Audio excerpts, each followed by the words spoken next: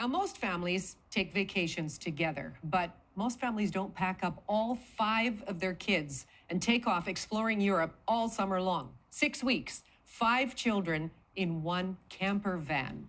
Well, Vancouver filmmaker Ross Munro has waded through Super 8 footage and photographs to make a documentary about his family trip in 1973. Ross, hello there. Hey, how you doing? Thanks for having me. Well, thanks so much for joining us. So what do you remember, or what did you remember about that trip as you were growing up before you went through the footage? Well, I just remember oddly enough, the older I got, the more I kind of started like thinking about that trip, even though it was a long time ago in 1973. And I just remember at the time that I went on the trip, I was 9 years old. So I don't think at the time that I was going around in Europe on that trip, I don't think I really realized like how crazy and unusual that whole trip was. I just kind of probably thought it was kind of normal. And another thing I really remember is that because I'm crazy about seeing movies when I was a kid, that I was really upset that for 6 weeks in the summer when I got released from school, I wasn't going to be able to see all those summer blockbuster movies, and that I was being forced to go to Europe on this, what I thought would be this very boring trip. Poor you, poor you. Okay, so when did the idea start to transfer over all these old Super 8 films and actually make your own movie? Well, yeah, I mean, I've been a filmmaker, and I made a documentary film previous to that about old movie theaters. And then I thought, well, what would be the next idea? And I couldn't think of anything. And then I've always, for some reason, I've been the family archivist. I've been dragging around all that Super 8 footage like all my life since 1973 almost. So I started looking at that footage again after all these years. And I thought, well, you know what? Maybe there's kind of a film here. But then I just thought, and then because all the years that passed, I've kind of learned that there was a deeper meaning for my dad, why he decided to take us through Europe in 1973 on that very unusual, crazy trip. And so the meaning started to become more apparent to me, which I didn't really realize that in the past. So then I thought, okay, I think there's a deeper meaning and relevance to this trip. And I think with this Super 8 footage, now I can kind of explore that with this new context. And what was the deeper meaning? Well, I think what happened was I started finding out that, at the time, like I mentioned, when I was 9 on that trip, my dad was taking us to a lot of military monuments and things that sort of signified memories of when the Canadian military was there in World War II, like leading up to even when my father took us to a concentration camp at the time, what was West Germany. And of course, as a 9-year-old at the time, I couldn't really figure out, why we were going to all these, seemingly unusual places that are not typical tourist destinations. And then that's why I think, and then later on, I realized he was trying to connect us, his kids, to the memories that he had growing up when his own father was fighting for the Canadian Allies in World War II in Europe. And so he wanted us, that trip was a way for us to kind of all connect together and retrace my grandfather's steps when he was fighting. Okay, so how did you decide to not just make it a film, though? Because you use some other art mediums as well in this short piece. Right. Yeah. Like I wanted to, use the Super 8 footage that we actually took on the trip as sort of like the core. But I really wanted, like you said, I wanted to surround it, to really fill it out and give it and make it more cinematic that's why we created original animation.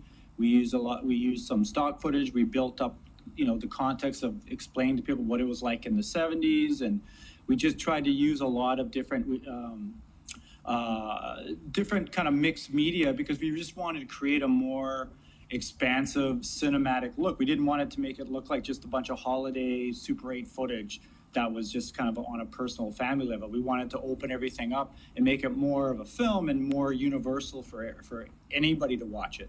Okay, it's universal, and yes, we can all relate on some level, although that sounds pretty extreme. 5 kids and parents in a small camper van. Did it feel a little cramped at times? Yeah, like it's amazing what you think is normal at the time because it was crazy. Like you said, we had to live in there, eat in there, and the interesting thing is sometimes I think in 1973, I think Canada and Canadians had a really good reputation in Europe. So a lot of times, because we had a Canadian sticker on our van, we would be parking somewhere overnight in a field or something. And we had a lot of people, whether it was Belgium, the Netherlands, France, that would knock on our door and offer us to come stay at their house. And so I think a lot of people still had those memories in the early 70s of when, Canada was, was part of the Allied forces and the liberation of Europe. And I think that there was a lot of positive feelings. So we did get a break from the camper from time to time to stay in someone's house. So that was a nice break. Oh, I'll bet. Yes, I remember the Canadian flag on my backpack back in my backpacking and hitchhiking days across Europe as well. And it opened a lot of doors, that flag. I remember that well. Now, you talk about, the humor, the animation, some of the memories there. There is a point that your film gets a little serious, though, is that, you do have sort of this realization. Can you tell us about that moment in your trip at Dachau? Yeah, you're right about that. That's something that I always knew that I wanted to do that. I wanted to sort of start the film in a way where I could engage the audience and have everybody on board and kind of make it a little bit more whimsical at the beginning and kind of fun. And I always knew that tone change was going to come later in the film where, with the realization looking back as I narrate the film about the seriousness of my father's intentions on why he took us on that trip and how it was connected to his memories of my grandfather fighting in World War II Europe, I knew that, that was going to be the really tricky part of the film, was to get that tone change where it does get more serious. And then we go into a whole scenario and a whole series of scenes that go back in time and kind of reimagine what it was like for my grandfather to be fighting in Europe in World War II, as imagined through the eyes of my father, who was 12 years old, growing up at the time when my grandfather had to leave for Europe. So that was tricky. And so, and luckily, I think, talk to people that have seen the film, like I think we were able to sort of navigate that tone change where it got more serious. And I think that ultimately, I think that gives the film, a little bit more depth and a little bit more, out of the realm of just sort of a family souvenir of looking at a trip. Okay, so ultimately, looking back on it now that you've completed your oeuvre, what did all of this experience and this trip down memory lane ultimately teach you about exploring our past and exploring other places too?